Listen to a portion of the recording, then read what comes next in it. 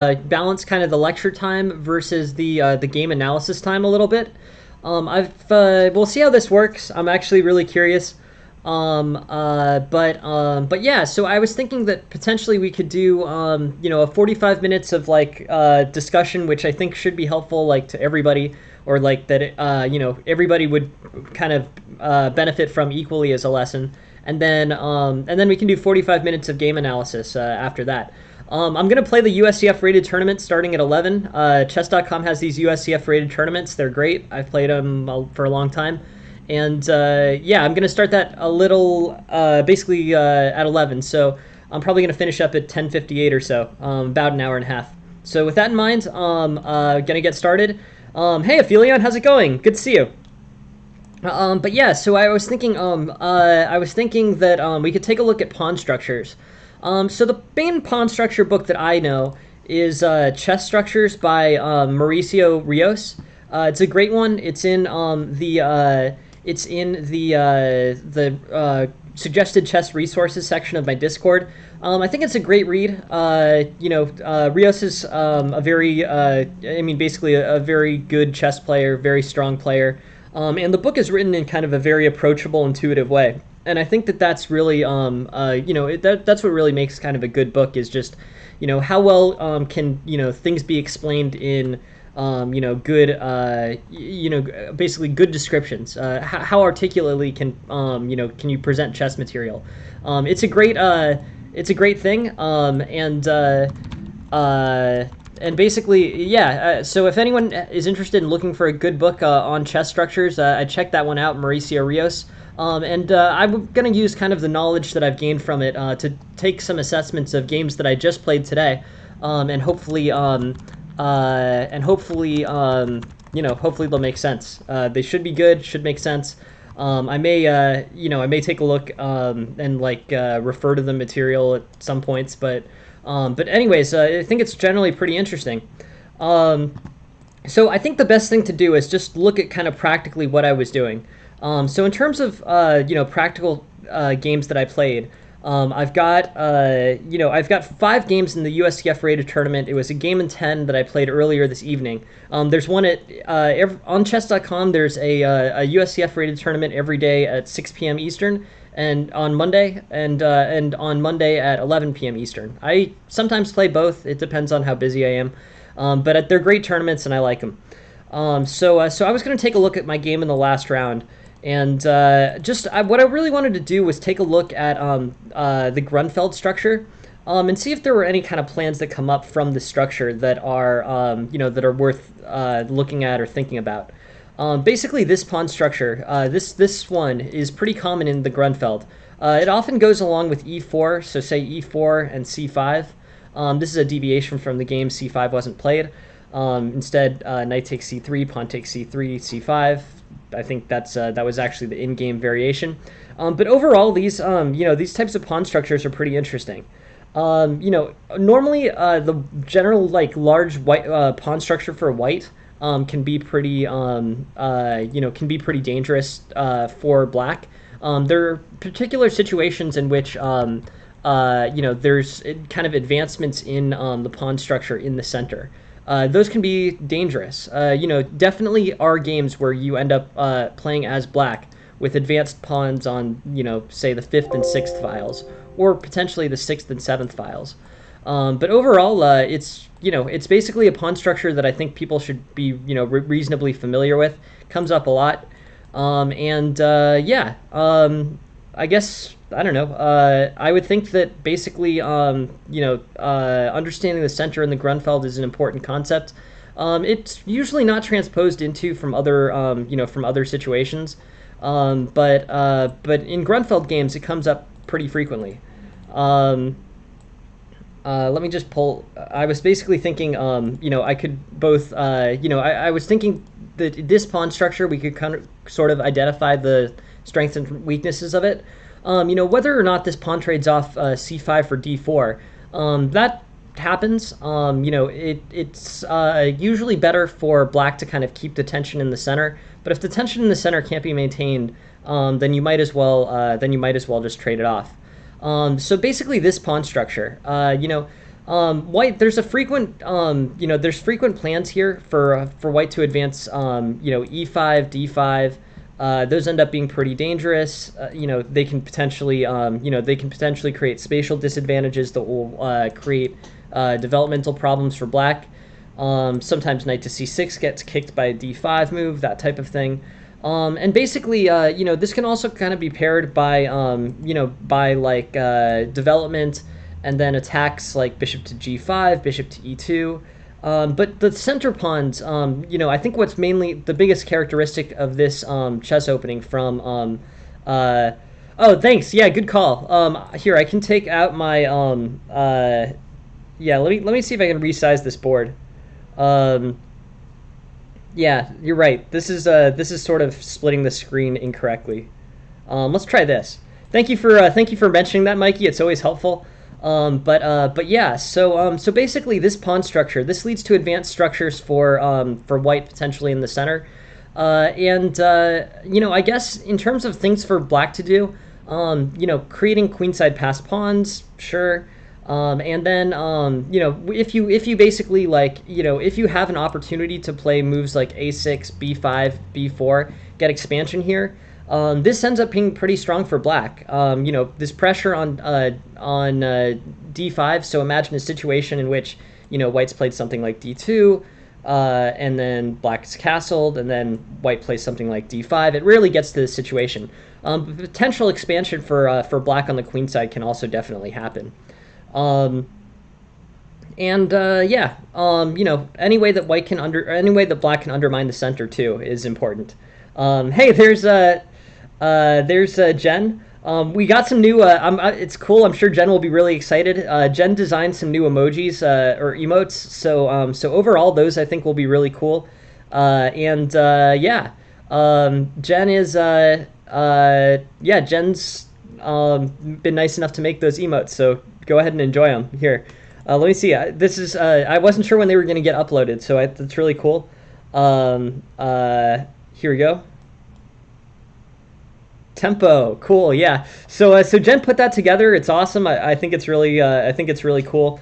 And overall, really interesting, cool stuff, and nice of Jen to make it. Really great. So this is basically, I don't want to kind of go too far into these, into these pawn structures. Basically what I sort of wanted to think about was the potential plans. Basically these advancements in the center for whites tend to be pretty powerful. Black has queenside expansion possibilities, and there is the possibility for kingside attacks here, like h4, g4, h5. But overall, the main plans are, how is black going to deal with this large center? How can black potentially start counterplay on the queen side? And is white's kingside attack going to work? Is that something that makes any sense there? Interesting stuff. There's multiple other, so that's out of the Grunfeld. Grunfeld generally has the structure, but you can kind of, begin. What I'm sort of going for here is not just the structure, and not just the meaning of the structure, but sort of the value of being able to extrapolate your games into a structure.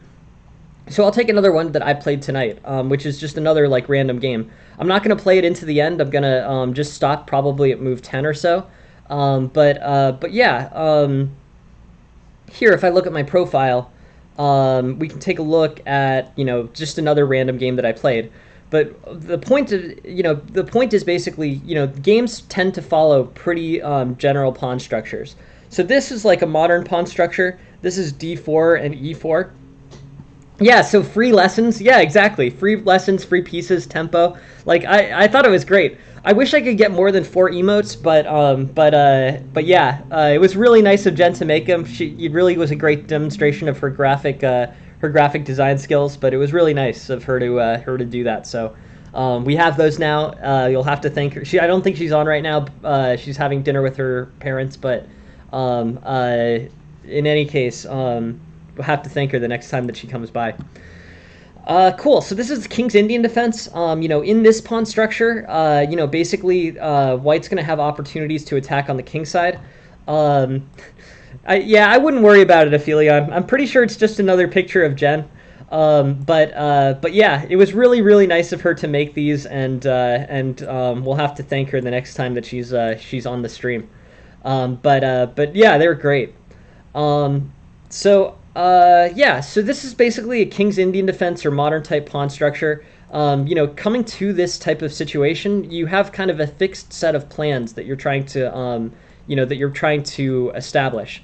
Basically recognizing where you can, how you can advance on a pawn structure like this, or what the plans are in a pawn structure like this.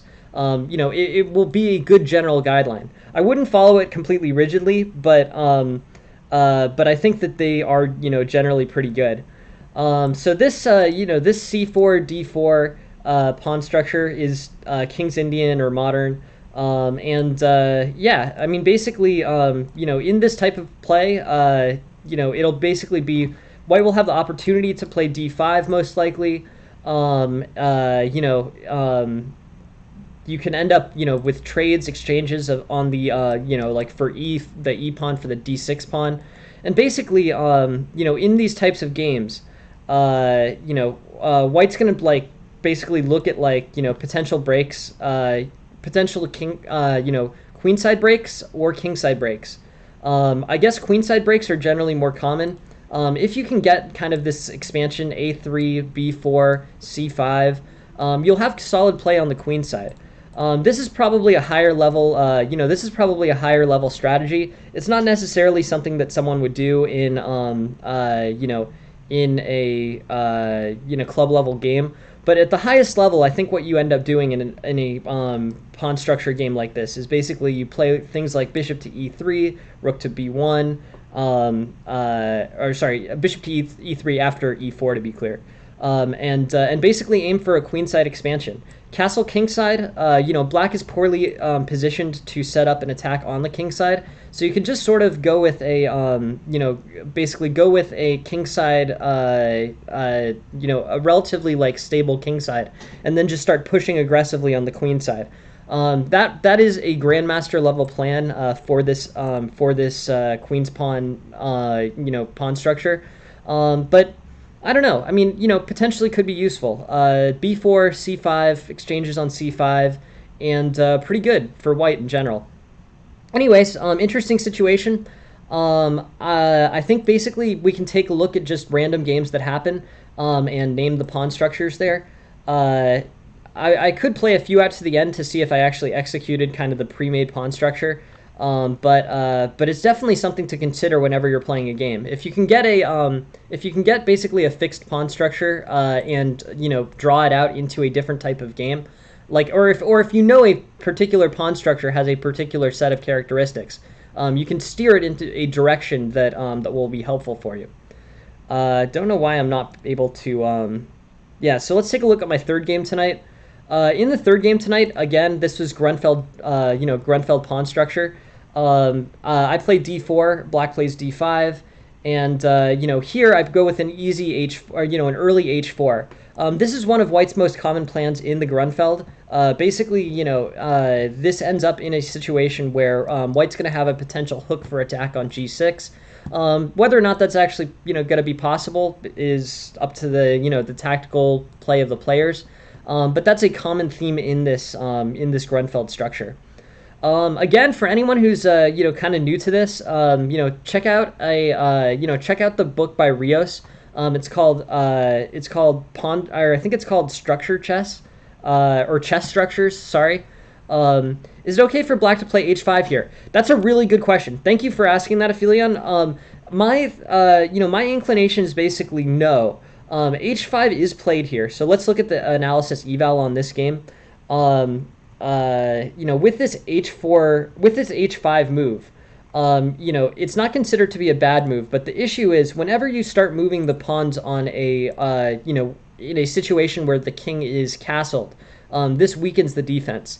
Now, the king isn't castled here, but I think it's pretty clear that the king is going to be castling kingside, so I think that advancing your pawns as a defensive tactic is always kind of a double-edged thing to do.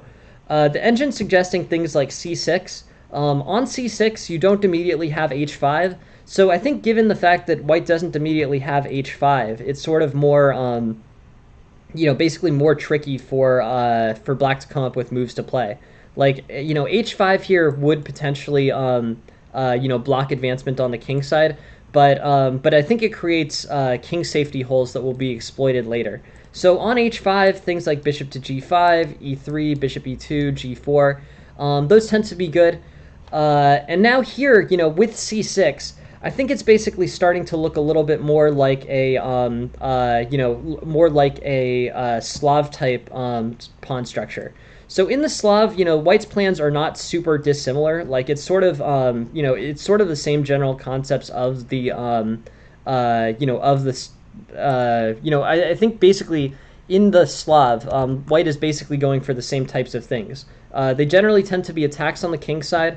Usually they end up in a situation where e6 has been played. That's technically the semi-Slav, but the Slav opening is also a, Slav is pretty similar in most, in most general in most general descriptions. So, in terms of White's plans for a Slav pawn structure, and again, like I'm just bouncing, I'm sort of bouncing around here. Like, okay, when White's threat to play h5 there, then. Yeah, again, potentially Aphelion. It depends. It depends on basically, what White's tactical resources are. This early, it's probably better this early in the game. With an early h5, Black has committed to having relatively open, a relative amount of open space on the king side.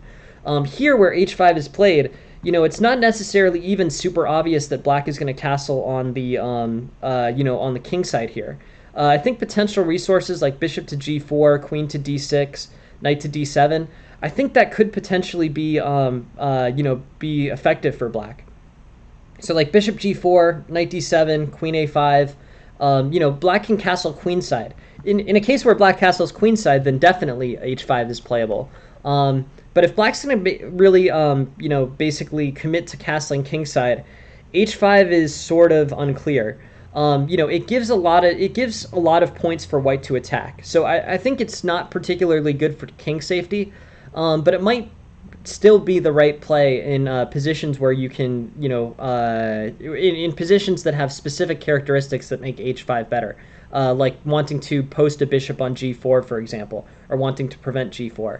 But having this h5 pawn fixed on the h5 square, this is going to open up a hook, like a potential attack for White. Like, ideas for White could involve like a knight to e4, 5, f3, and g4. Yeah, no. I mean, I think it's interesting. So I guess I would say it's always it's always pretty dangerous to play h5. Like, I think that there are, probably grandmaster games where they play it proactively, but it's much more common to just let White, White attack. You're creating hooks for attack for White, so that kind of general idea is fairly dangerous. It's a pretty, it's the pawns are more advanced in front of the king than they need to be. Every post-castling pawn move is weakening to your king safety, so there needs to be pretty good reasons to play h5. I would lean toward I would lean against playing it just because it offers opportunities for White with f3, g4, and potential trades of these kingside pawns. Basically, just opening up pawn structures is always sort of dangerous against a castled king. But yeah, interesting question. And then, so I sort of wanted to think a little bit about the Slav formation and kind of what the ideas are for, basically the play there. Slav tends to focus on early kingside attacks. In that way, it's sort of similar to a primary, a primary thinking in the Grunfeld structure. Kingside attacks involving advancements of the h-pawn tend to be a Slav, a thematic Slav way to play. Basically, their knights, knight outposts on e5 and c5 is another basically thing that's sort of addressed in this book. Basically, with knights on e5 and c5, Particularly e5. The e5 knight can assist in the Slav against, in assisting a kingside attack. It could involve things like f3 and g4, but it will basically be a supplementary piece in terms of breaking open the kingside pawn structure.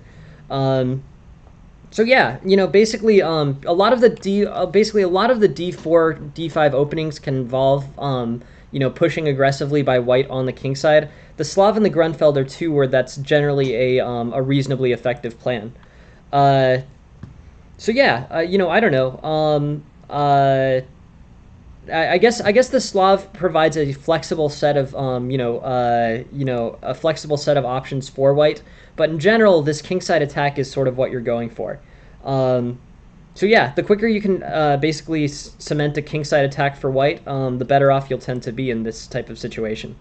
So yeah, so it ends up trading off and ends up transposing into a much more open system. But anyways, I'd highly recommend this book. This book is really interesting, and I'm going to move on to doing game analysis now, but I'm going to try to bounce into game analysis of the pawn structures that emerge in these games. Identifying pawn structures and being able to compare them to the thematic plans and the efficient plans for those pawn structures is a very valuable skill, and that's basically what I'm trying to get at. I can look at my games, but it's sort of arbitrary which games you look at. Every game has an identifiable pawn structure, and a great majority of games have a pawn structure where thematic plans are more likely to be, are able to be identified. So with that, I'm going to move on to the first game. We'll spend some time on the pawn structure in this game, so I want to do the analysis a little bit slower than normal. Let's take a look. So in this game, this is a Keracon pawn structure. Again, what you can just do is you can basically look, at the kind of resources that are available to you and identify what a Keracon pawn structure generally involves. I mean, we sort of know this at an intuitive level, but like Keracon pawn structures for white, they can involve things like f4. They can involve, attacks on the king side. There's that specific line that Tarash showed off a few months ago, where white was, white establishes an attack against this h6 hook. But the French advanced pawn structure, is going to offer opportunities for white to basically advance on the king side. Anything that leads towards a king side attack is generally something that I'm comfortable with. That tends to be that's a theme in many openings. So I try to steer the game towards pawn structures where that's particularly favorable. There's also Pawn Structures by Andrew Soltis. That's a great book. But basically, determining what thematic attacks are in a situation, in any situation, and identifying a pawn structure correctly is really a key part of chess and a key part of making your play as efficient as possible. There's just a certain way that the pieces fit together against each given pawn structure, and that makes different plans weaker or stronger. So you want to come up with ideas that are thematic for the pawn structure that you have and the pawn structure that your opponent has, and with that, I think you'll be able to cement the most efficient attacks. Basically many chess games have been played, so there's a lot of kind of opportunity to draw on past pawn structure development for inspiration on these concepts. So anyways, early e5. This is the Keracon Advance. White plays c5. This is basically, I think they call it the Botvinnik defense. Botvinnik Karls is what chess.com is calling it. But basically this early c5 against this, e5. The center's already getting undermined. If you want to transpose it into a French structure here, with everything besides c3, you can. So, one of the key characteristics of the French pawn structure, and I'm drawing this from Ideas Behind the Chess Openings by Fine, if black can undermine the d4 and e5 pawn structure in the French, he ends up in a good position. So even in this position, c takes d4 is getting evaluated as the strongest option. On takes c4, knight takes d4, e6 is a move that will cement a lasting advantage for black in the pawn structure of this game.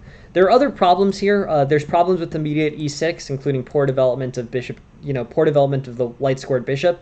But this pawn structure in particular is favorable. Basically in the French, if pawn structure can be basically if the French d4 e5 structure can be disrupted, that tends to lead to either equality or being better for black. So with c5, you're starting to go from basically Keracon pawn structures into French pawn structures. And what you want to do with these French pawn structures is make sure that you're following the French thematically. Here with c3, you've lost your opportunity to disrupt that center pawn structure. This c3 pawn now on pawn takes d4.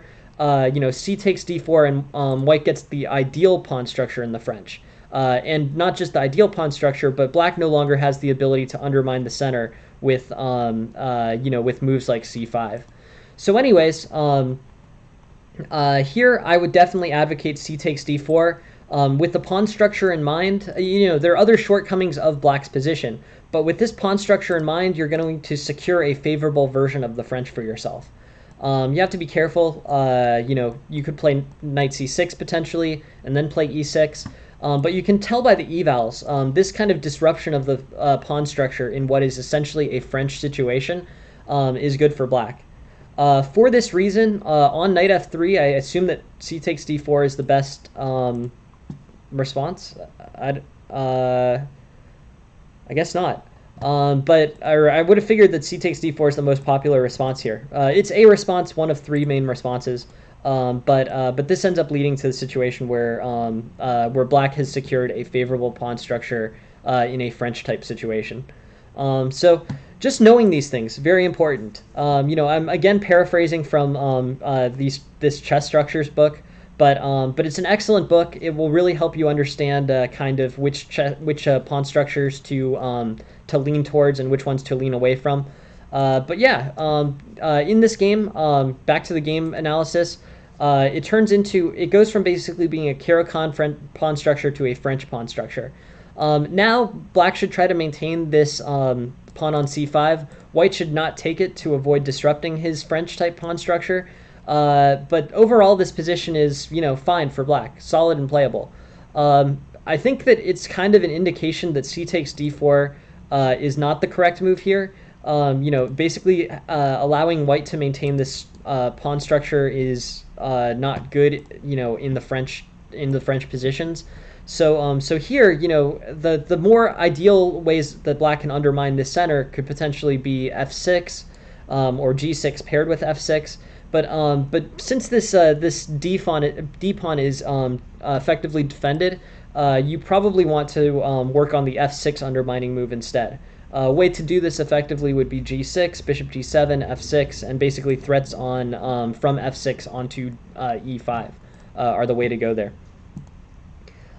C takes d4, c takes d4, and white has continued to secure his French pawn structure, the d4 e5 pawn structure, without disruption and basically without black having the undermining c5 resource anymore.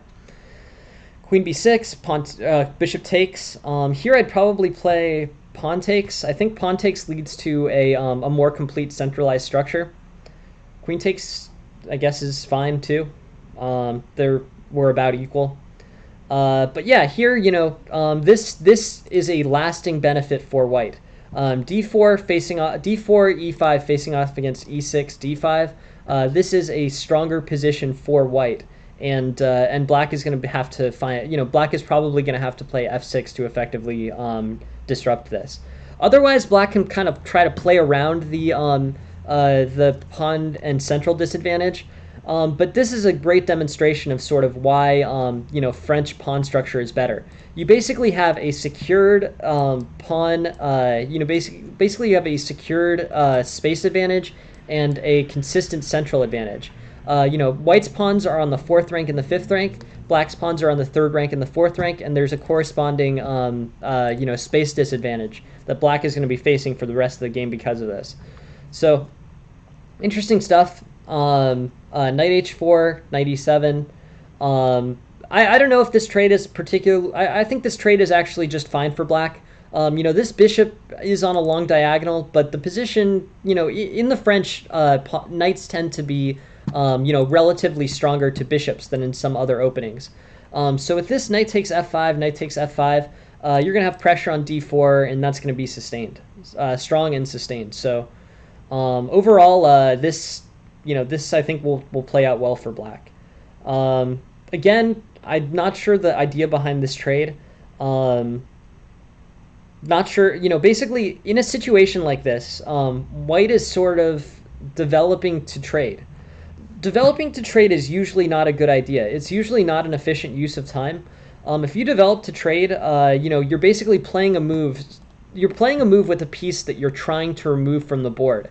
So any time spent on a move that you're, developing a piece that you're intending on trading, is a move that you basically lose when that piece gets traded for the other similar piece. Hoping I'm explaining that correctly, but basically, like, if you're developing a knight to a, in this case, you're playing the queen up just to trade the queen. Is that worth it? Like, yeah, I mean, this queen is basically better than this queen, right? This queen secures an open file. It's got slightly better opportunities. But white's expending a full tempo just to waste that tempo. Like, you see what I'm saying? Like, basically, like, I think black sort of helps out white by trading off here, because at least now you have this knight advanced, although this knight is not advanced to a particularly effective position either. But when you're developing the queen to move out like that, this basically queen moving out to a4, and then queen takes, and then knight takes. This is going to end up in a situation where, basically white has spent a move on a piece that no longer exists. All things equal, bishop e3 or something like that spends a move developing a piece to a square where there is consistent, where this piece is going to be developed consistently. This might not be the right diagonal, to be honest. This d4 pawn is doing fine, so, a better diagonal might be, I don't know. Honestly, it's probably not the right piece. Maybe rook to e1. Or actually, maybe f4. Probably f4 is the best. Yeah, no, f4 I like the best, I think, because this actually does effectively increase the rook's mobility and create more pressure on the king side. But anyways, this f4 and f5, and basically white's going to be expanding effectively here. This is going to put pressure on the knight on g6, and overall white's going to be solid. So I don't know. But the use of time on queen a4, I think, is a big error by white. Developing a piece, you basically played a developing move for a piece that doesn't exist anymore, so, why? Play f4, f5 instead. Hey, thank you very much for the follow, Injustice. Thanks, appreciate it. Pawn takes b6, a3, bishop e7. And basically, black's facing a pretty good, general situation here. Ideas like, pressure on d4 is good. Moves like b5, b4. And overall now, I think black's just going to be, in a relatively good situation. It's pretty much equal. This gets into a long minor piece endgame. We've done bishop and knight minor piece endgames on here before, but... let's just look.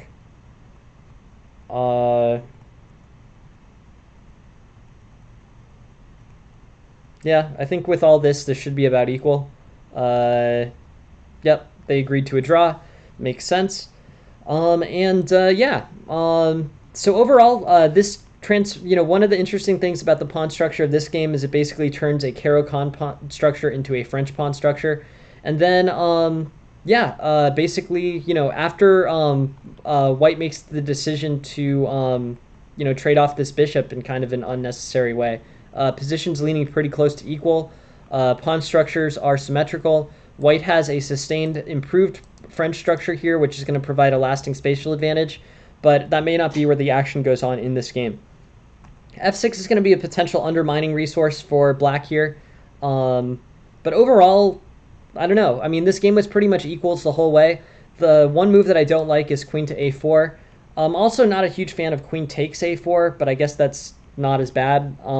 Basically here, this playing a move for a piece that trades off is generally not a good plan. So let's think about where basically black, where I think black could have improved this game. I don't like pawn takes d4. I think pawn takes d4 is probably not the right idea. I think you can you can basically leave this pawn on c5 indefinitely. And if white ends up taking it, taking the pawn on c5, this is going to end up in a situation where, basically with this pawn taking on c5, white will have significantly weakened his pawn structure and will have difficulty holding the pawn on c5. So with pawn takes on c5, be prepared to play e6, and black's position should be solid.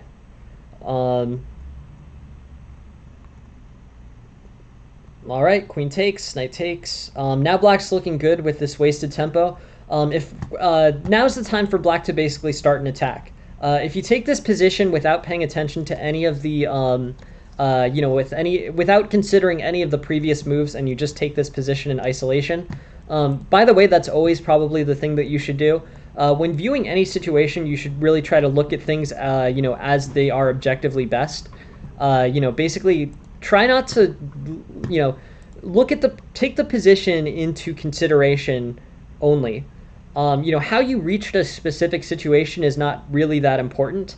But moves like h5, are now obvious if you take the position in isolation.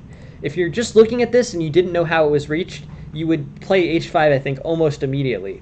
But given that most of the play has been on the queen side so far, moves that aren't objectively as good, things like b5, things like, I guess rook c8 is fine. At least rook c8 develops the rook onto an open file and gains a lot of space. But I bet, it's just one of these situations where, like, I bet if you had not looked at the game prior to this and were just given this situation in isolation, I think you would very easily see h5. Anyways, h5 is objectively the best, but instead b6 is played. h5 leads to a lead of about a pawn for black, and b6 about equalizes. So it's a pretty big positional, it's a big tempo, and it's a big positional change. a3 is also an inefficiently played move. I'm hoping that eventually black sees h5, but I don't think that he does. By this point, the opportunity to play h5 quickly and launch an attack has passed. So yeah, this is big. h5 really undermines the king side here. So I think that black could have improved his game by launching a quicker attack on the king side. Yeah, no, I think it is. I mean, I think it's like the type of thing, like, you're so zoned in on looking at the queen side here. All these moves have been played on the queen side, basically, from queen takes c6 to queen a4 to knight c3. All the play has been on the queen side. But if you actually, look at this without knowing the previous parts of this game, I think h5 is just good. H5 just sort of disrupts the king side, and you can start the play over there. Your king safety is reasonably good in this situation. I might even castle queenside here, to be honest. I know that I'm castling into an open file, but with king to b8, I don't really think that white can get that great kind of basically great play into it. So let's look at an h5 line for a second. So say h5, bishop, let's say g3.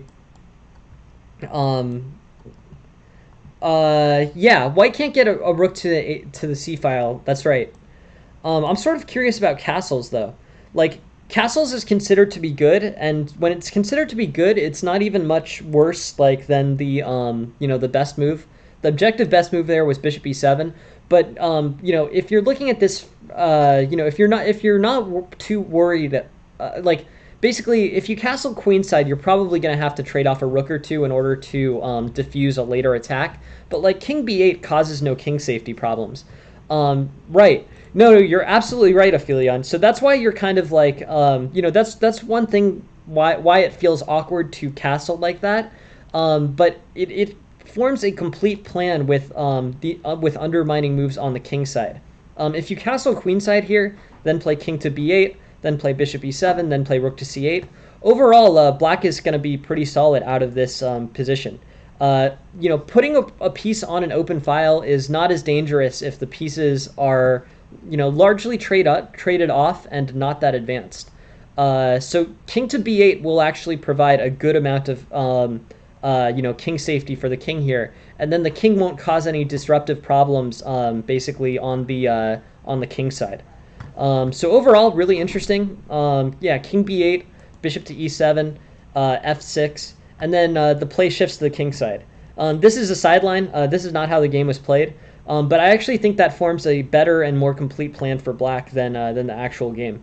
So, anyways, b6, bishop e7, castles king side, and now this kind of opportunity, what had looked relatively good in that sideline 1 or 2 moves down, now has turned into play on the queen side, which is not bad, and this rook is strong on the c file, but it's not really that promising, to be honest. You might have opportunities like h6, you might have opportunities like knight to h4, maybe pair it with rook to c2. But overall, the kingside play was a very underrated part of this game. Knight to c3, and overall, now we're in a situation where basically, black is ahead. b5 is the move here. So this is actually very important.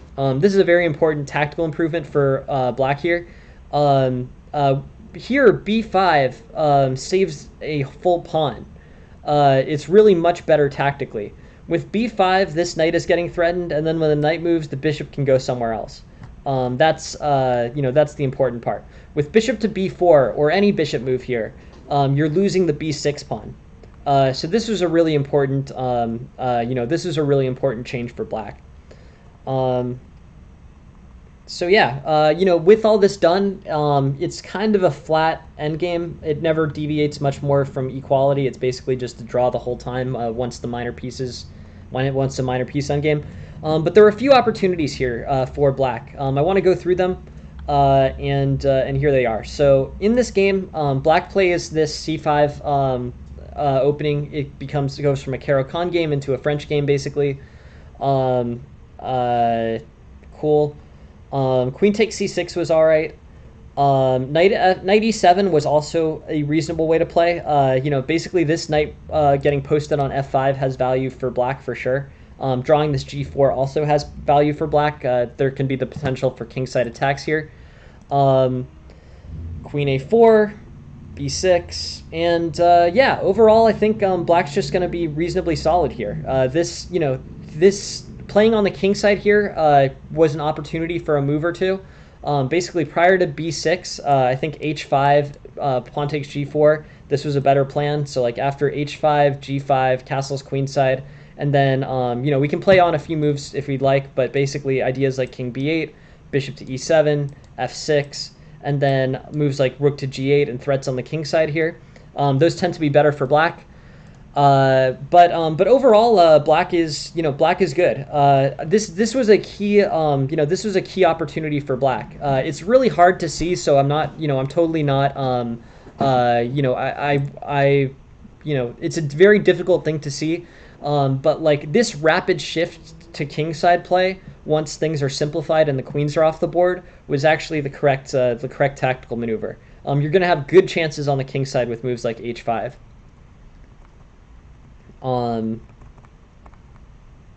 So yeah, now black's fine, and b takes a6 was a good tactic, or b takes a3 was a good tactic, and then here's really the key part of the game. This basically is what is responsible for this result.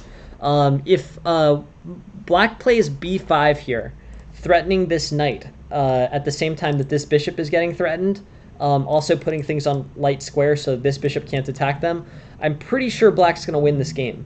B takes a3, pawn takes a3, and then this center is closed enough that, and by the way, all of black's pawns basically except for the g7 one are on light squares. This particular endgame should be a win for black. I think this is a case where the knight beats the bishop, just because all of black's pawns are not just on, but fully anchored on light-colored squares. The kings are about equally active. I think best opportunity for black is to just go for the queen side. White will also go for the queen side, but here I think this knight will really have some big advantages. I know it's just a rook pawn advantage, but I'm pretty sure that black will be able to use kind of anchors related to these rook pawns, particularly the pawn on a4 to to anchor his knight and come up with something that will trade off the minor pieces, or win a pawn. But overall, if all of white's pieces or if all of black's pieces are on the wrong square for the bishop, the knight is going to be very powerful in this minor piece endgame. So anyways, very interesting game, interesting situation. Thank you very much for sending it, SWWI, and I hope that was helpful. The two takeaways on that game, don't be afraid to move to a king side attack, even if you've been playing on the queen side. And then there was this tactical improvement that I think would have probably turned this game from a draw into a win. I understand basically the aversion to trading off a knight for a bishop here, but it's better than losing this pawn uncompensated. And I still think you basically win that minor piece endgame, because all of your pawns are on the wrong square for your opponent's bishop.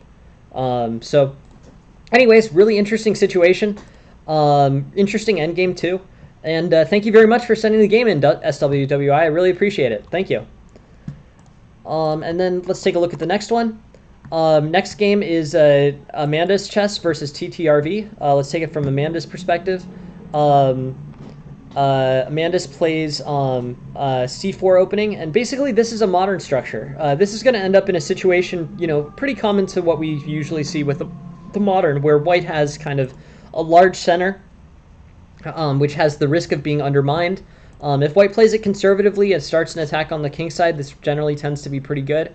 But white starts off the opening with a pretty good lead in a lead in space development and center control. So it's really about how effectively can white turn that into a initiative and an attack. That's how this game works. That's basically how the modern game faces off against a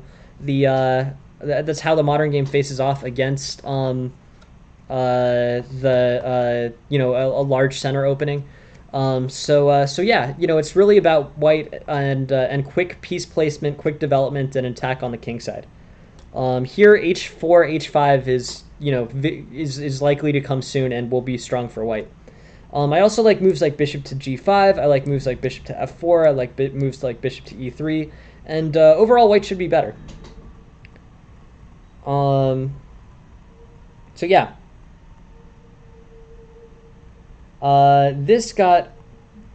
There was a piece hung here, I think.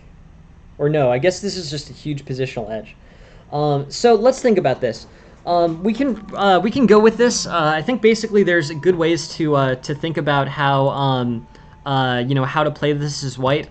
In this situation, white has a great center and and safe development for his pieces. Good outposts for his pieces, like rook e1 is going to be very comfortable. Rook to probably b1 and b4 will provide an opportunity for the queenside rook.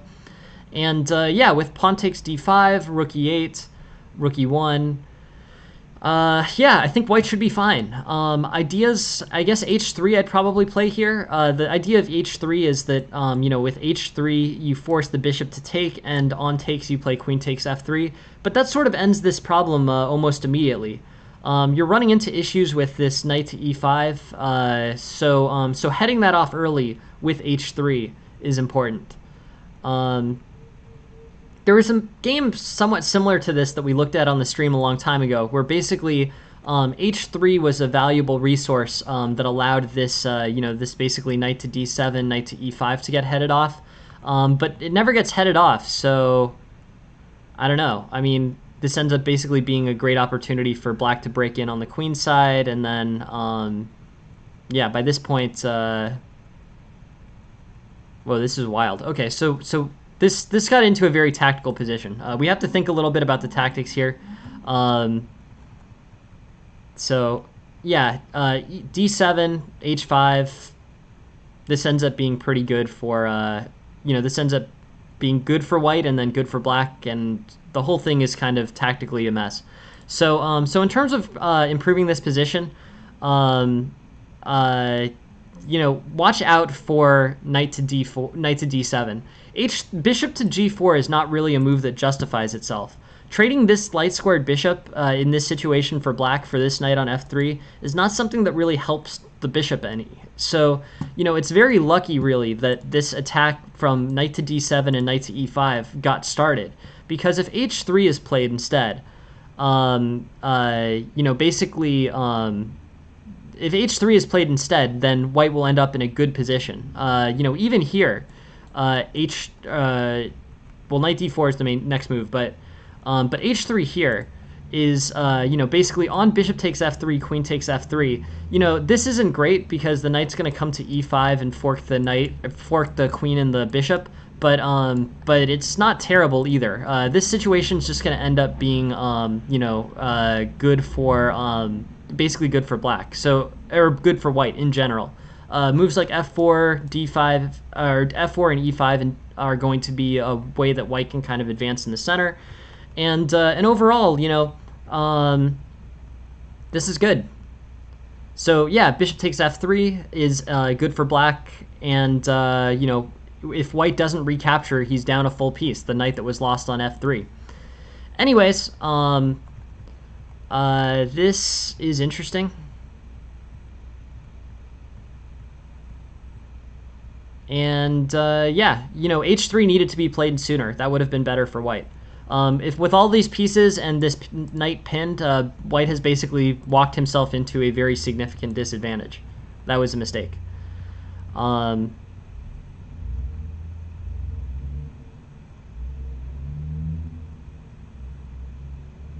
So yeah, here white's doing great, and then white, for no apparent reason, loses the queen with bishop takes f5, and then loses the game. So I guess, apart from the normal thing, which is I think that you basically need I think you basically need to come up with a big, study time for tactics. Basically, this game is interesting. Heading off this bishop on g4, h3 kind of forces the bishop on g4 to justify itself. If you play h3, bishop takes f3 is probably forced, queen takes f3, and white's, fine. But yeah, instead, this pressure continues to get larger and larger, and then eventually with pawn takes f3, these white is down. So really avoiding that pressure on f3 was the key part of this game that was responsible for black getting probably what should have been a winning advantage. So yeah. In general, this game makes sense. Basically, white doesn't overextend in the center. I think earlier attacks with h4 would have made sense. Castling on the queen side would have made sense. And then the key part of this game was basically just whether or not white plays h3. If white plays h3 early enough, white retains the advantage. But if this attack is allowed to build on f3, that's going to end up playing out badly for white, and it does. So anyways, a very interesting situation, interesting game, and then this end game too is very rough. So with that end game, I'm just saying these types of swings aren't necessary, and the goal is to cut them entirely out of your game. So yeah, that's what I'd recommend there. Anyways, interesting situation, interesting game, and yeah, thanks very much for sending it. I really appreciate it. Thank you very much for sending the game, Amandus. And the earlier h3 there is what I would be focused on in terms of improving this game. Cool. On to the next one. Next game. Okay, this is TKBTSXU's game. Let's take it as black.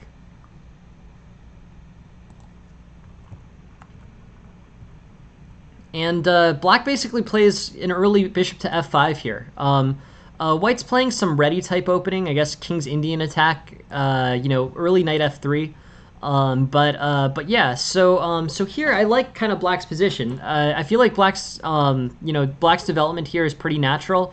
There's some questions that come up with like d4, and then black's forced to play e6. So say d4, e6. This can lead potentially to challenges. I'm just looking at the the opening theory for this. I guess in terms of popularity, knight c6 makes sense. Bishop f5, though, I don't think bishop f5 is necessarily bad against this King's Indian attack. But I guess maybe it is. All right, all right. So let's evaluate bishop f5 under that opening evaluation that I was thinking of. So there's 2180 games, and then of those 2180 games, 4 of them are bishop f5, so less than 1%. And the eval flips a point. So bishop f5 is a move worth removing from your opening repertoire based on that criteria that I came up with.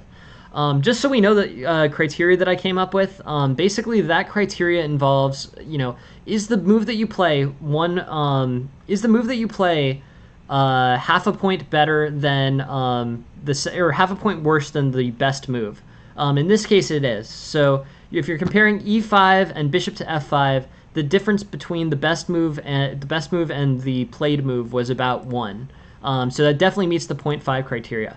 Also, if an opening move is played less than 1% of the time, which it is here, this is 4 games out of 2,000. Then if it meets both of those criteria in a commonly played position, you probably shouldn't play it. So bishop to f5, I think we can take out of the opening repertoire. I'm comfortable with that assessment. Not saying that bishop f5 shouldn't be played at any point, but based on those 2 criteria, which I'm going to try to rigidly stick to, bishop to f5 is bishop f5 kind of worsens the position for black and should be removed from the opening repertoire. H6. And yeah, now basically black is better. This sort of white never really did anything to challenge black very effectively. B4 is just an error. B4 allows pawn takes b4, and black has a good position out of pawn takes b4. Pawn takes a3, bishop takes. And here, black's doing fine. 4.6 eval advantage, looks good. And yeah, after this, black is just solid. Up basically 3 pieces to a rook, should be a win.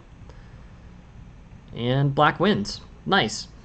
So let's think a little bit about this. Opening position. So knight f3, d5, c5, knight c6. But f5 is the error. This is a difference of about a point, and that's a big deal. Instead, knight to f6 should be better. D4, d3. But bishop f5 should be removed from the game. That's the first improvement for black. Pawn takes b4, pawn takes a3, bishop takes, castles, and basically here black's gonna be up, 3 pawns. Big advantage.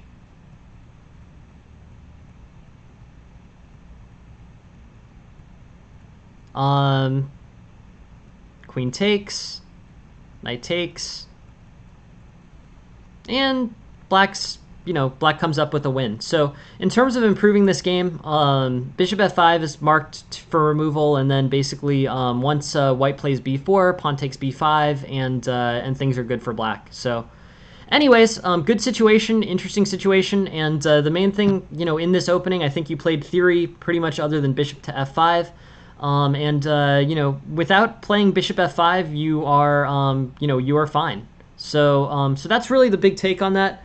I think there's not much in terms of establishing other things here. I think that's just good. Basically, I think you played bishop f5. Your opponent played a transparently losing move, and you capitalized on it. Fairly simple game. Nothing really much to draw from. And yeah, thanks very much for sending it. I really appreciate it. Please keep sending games. So let's look at, so I was thinking a little bit more about assessing pawn structures here. When you assess pawn structures, we can take a look at games. So I guess I'm sort of tempted to just look at games that have been played recently. We could take I'm going to just arbitrarily choose one of the, the grandmasters on the server. And we can take a look at kind of their games for, basically, let's just pick some random, grandmaster. So let's say, this guy, number 2 on the server.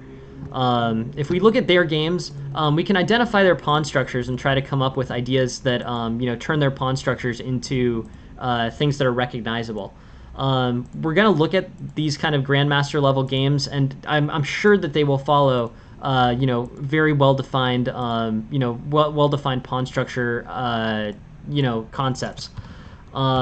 So yeah, JSPM, or wait, sorry, I guess that's not the right one. Let's look. I thought that was JSPM there, but let's look at like the top players on the server. JOSPEM. Okay, sure.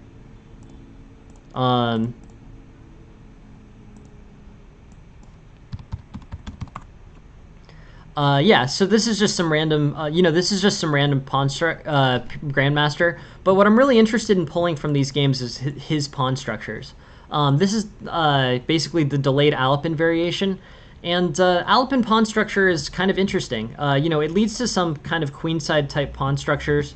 In this, basically in this book that I'm looking at, this one, Chess Structures by Rios, I'm thinking, I don't know. Yeah, I don't think they're going to actually address the, I don't think they're actually going to address the Sicilian Alapin. But let's see if this transposes into anything more recognizable. Here, this is basically a Sicilian game. So let's take a look at this Grandmaster. Since we have this Grandmaster game available, let's sort of figure out what happened in this game. Basically, this is the Sicilian Alapin played against a d6 structure. In terms of commonness of openings played, d6, c3. C3 is pretty far down the list. C3 is probably like a 3% possibility. And yeah, h3, that's... I guess, h3 is the second most popularly played move. But we're definitely in kind of a, well-established theory here, but one with a lot of variations. I'm guessing that this is probably something that GMs are more likely to play against each other in blitz games. Basically, things that are involved with, complicated theory, but ones where there's multiple options. I mean, if there's single option games played between GMs, that does sort of, that poses some problems. It risks demonstrating issues with novelties. It ends up being not that interesting to play. And worst case scenario, you end up teaching a GM more theory. So there's a reason why these kind of broad trees of opening theory are played between GMs. H3, G6, Bishop to D3. Bishop to D3 is a surprising theory move, but it is actually the overwhelming move in this Alapin. Bishop to C2, C5, E5, castles, D4, pawn takes. And here, basically, white is good. Knight to C6, but there shouldn't be really much in the way of problems here. Let's take an analysis board look. But basically, this is an Alapin game. Alapin is, sort of an unusual opening to be played by grandmasters. It's not the most common type of Sicilian. But among grandmasters in blitz games, it probably is played more frequently. C3, knight f6, h3, g6, bishop d3, bishop g7. And here, I guess what I would say is, white's sort of cementing an advantage. We're still well within opening theory here. Black plays an unusual move with e5. Let's see how the eval shifts after e5. I guess it stays about the same, but it's not the main line here. Castles, d4, e takes, c takes, knight c takes d4, knight takes, knight c6.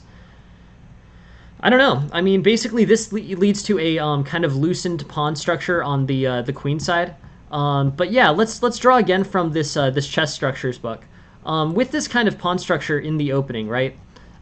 This is a basically this is considered to be basically like a loose hanging pawn structure in this position, which we'll flip to as black. And the main point of this kind of game was to look for positions that would be, basically transition into recognizable pawn structures. So this is a hanging pawn structure. In Rios's book, this is listed as Chapter 2. But I strongly recommend getting the book. The book is interesting. If you draw from it, I think, it ends up being, it will end up being helpful in learning kind of what to transpose into and not into. But this is basically a hanging pawn structure, as assessed by Rios's book.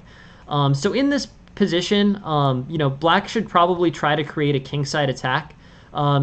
Advancing on the queen side is going to be difficult. These pawns are going to be vulnerable and can probably be easily removed. Instead, black can play moves like h5, g5 would probably be difficult, but I think in terms of a general plan, black can probably start a kingside attack here. If basically you can maybe simplify things with d5 here, trade off this d5 pawn and end up with an isolated queen pawn. That could potentially be an idea for black. But the main point is identifying and turning this into a pawn structure which makes sense in the context of in the context of broader opening ideas. d5, pawn takes d5, pawn takes d5. That's how to do it as black.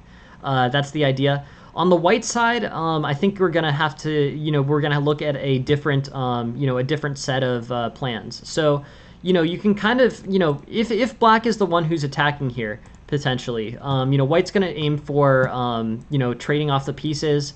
White is gonna have the opportunity to attack these hanging pawns, both attack the a7 pawn and the this d and c pawns. And basically, if you can isolate the pawns from each other, that tends to be a good plan for white. So anyways, this is interesting.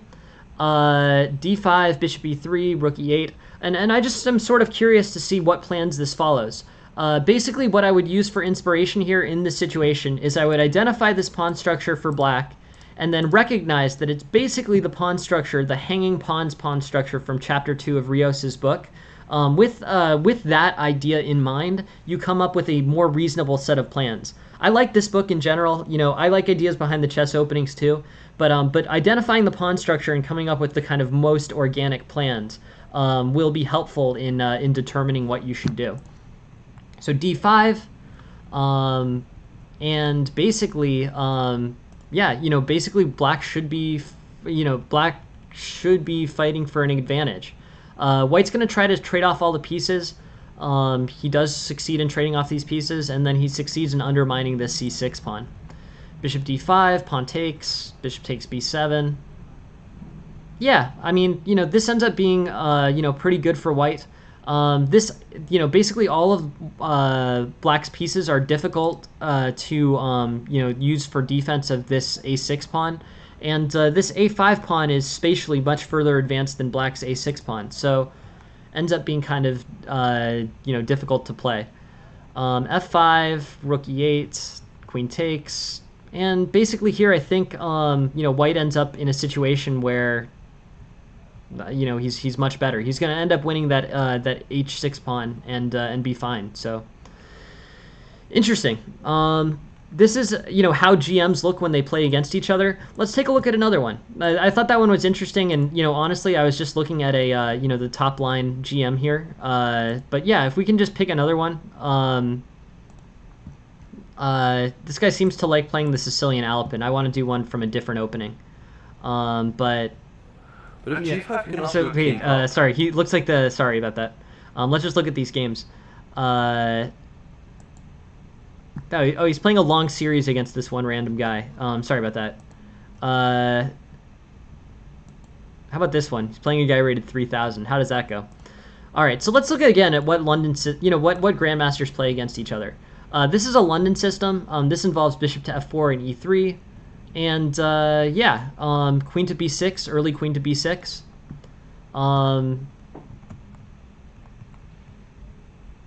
And here white's just basically equalizes. The main point of the London is to have a sustained long-term advantage against your opponent.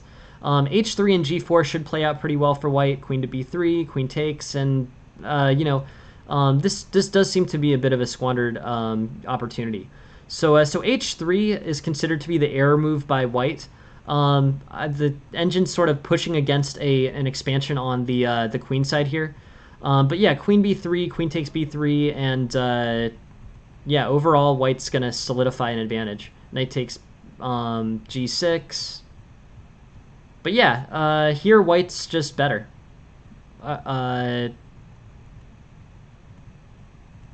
So this is actually surprisingly volatile for a Grandmaster level game. If we look at this situation, this is interesting. Um, I mean, these spikes on the Grandmaster game, a 70 per. I mean, basically, look at this game. This is a Grandmaster game playing against each other. This Grandmaster has an accuracy score of 70% here. I know that accuracy scores aren't really the highest level way of assessing the quality of a game, but this is actually surprisingly volatile for a GM game. Just having been having looked at them. Let's look at where they diverge in the opening theory. C3 forms this structure. This is the Slav structure, or semi-Slav structure as black, except played as white. So it's going to end up having, basically like a, yeah, it's a bullet game. But again, I just, Grandmasters can play good bullet. So yeah, interesting point. Yeah, yeah. No, it does explain the volatility. I mean, in terms of ratings, these guys are very good bullet players. But yeah, 70% score out of the Grandmaster, worth noting. Not saying that's bad, but 70% Grandmaster. Grandmasters do sometimes play at 70% in bullet games. Worth considering.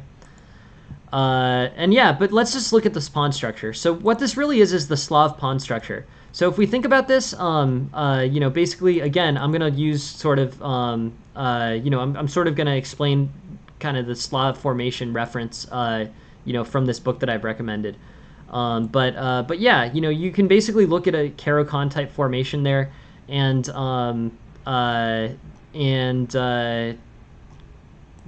come up with plans for black in this situation. The general plans for black should be the general plans for white in this case, yeah, so you can draw from you can draw from references and establish sets of pawn structures to come up with this idea. So yeah, so basically what you should be looking at, and again I'm sort of using reference basically. How does this opening structure compare? B2, C3, D4, E3, E2. Black's plans generally here are to create kind of a break. Either C4 could be good, E4 could be good, knight to D2, E4 could be good. But generally, this should be this should be good for this should be pretty solid for white. It's not going to secure an advantage, but it's going to be solid and difficult to break through from the white side. So knight to D2, knight to F3 pushes on C4 and E4, and yeah, should make sense. So yeah, there's that. Other plans for black, basically, try to exert pressure on this, this D5 pawn. So yeah, so a push like C4 has the potential of putting pressure on the D5 pawn. That's generally a good idea. C4 and then knight C3, and then potentially there does come an ability to turn this into a Dutch like very large pawn structure if you're interested in that. But overall, yeah, bishop to G3, F4, knight F3. That seems like a good a good course of action for white. Anyways, F4, knight F3, bishop to B5. White is fine. No real problems, and yeah. So yeah, knight C6, knight D2, bishop F5, knight F3, and overall, queen B3. This looks, this generally looks pretty good for white.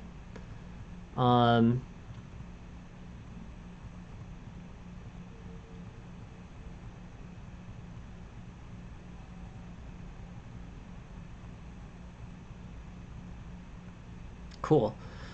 So let's really look where black misstepped, because I think this is this is basically a Slav structure, but still, even in the Slav, the black's not supposed to kind of end up in a situation where he's won.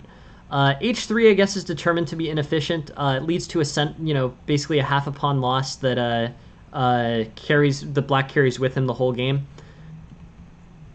This pawn takes C3, pawn takes C3. This leads to be better for white.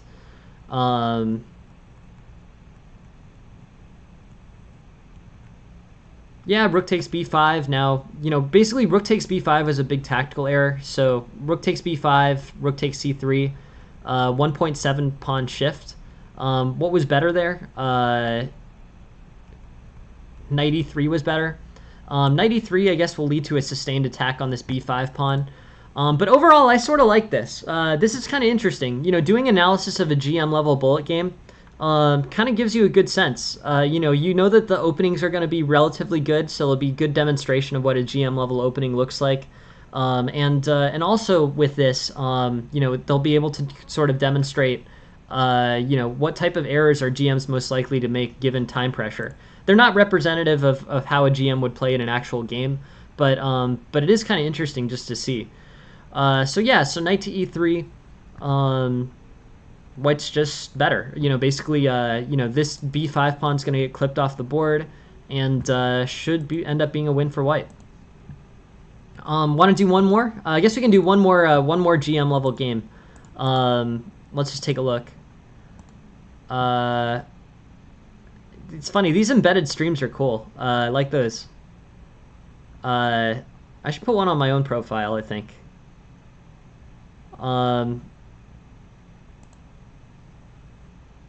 But yeah, here's a different one. This is the same two players playing the King's Indian defense. Here, let's take a look. d4, c4, knight f3. And white's looking good. Bishop g2, castles.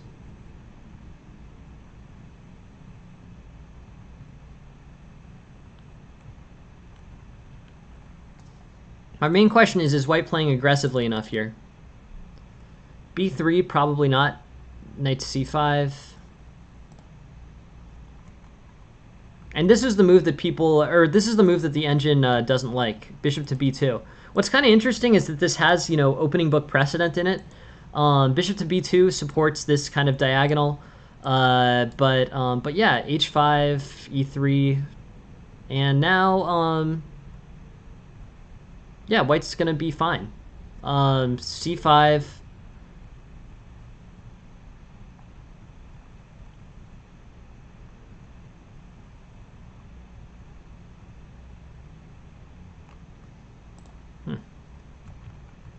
Sort of surprised they played this out this long.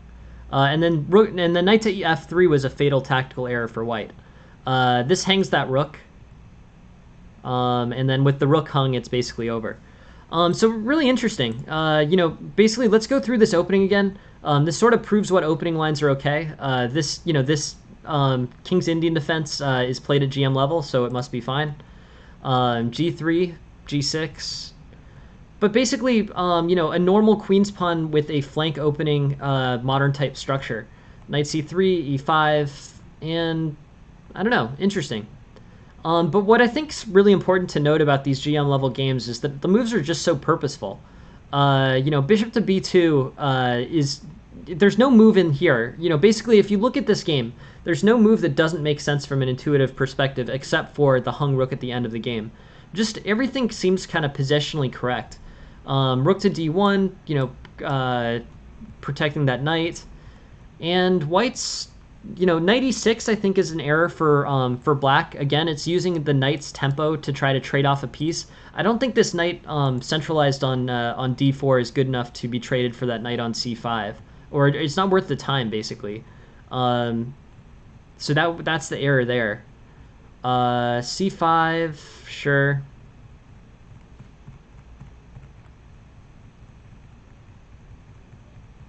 But yeah, the knight moves, the rook takes. All this makes sense. Anyways, very interesting stuff. Just these GM level grandmaster games. Oh, and by the way, just looking at the pawn structure, this is the modern pawn structure. Basically, this ends up potentially turning into that hanging pawns pawn structure from Rios's book. In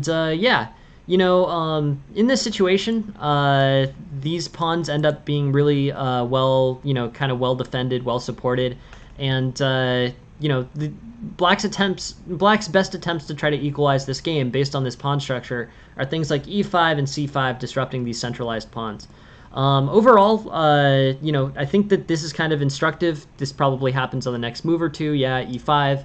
But yeah, this basically shows how to play kind of queen's pawns as white against black. And overall, I think that's that's helpful. That's gonna end up being a pretty good way of assessing. That's gonna end up being a pretty good way of assessing these types of games. But yeah, it shows. I think looking at GM level bullet games is helpful. I think understanding their openings, seeing what is and isn't playable is helpful. So yeah, I'd encourage anyone who's kind of watching to go through and take a look at kind of GM level master games. I think I'm gonna wrap this up. I'm gonna play that USCF tournament in about 5 minutes. But yeah, thank you all very much for being here. The chess, I'm trying to think kind of how to do without being too derivative of any particular source material. I'm trying to think of how to do lessons. So yeah, this I think was a pretty good demonstration, and hopefully, basically, I'm hoping to come up with a better solution in terms of drawing from references and making sure that they're kind of used appropriately. So anyways, thank you very much for joining the stream. Thanks very much for being here, and I'm about to play the USCF rated tournament on chess.com. If anyone else is interested in that, definitely feel free to play as well. Next stream is at 8 a.m. Eastern tomorrow morning, and hopefully I will see you then. Have a good night, everyone. Thanks. Bye.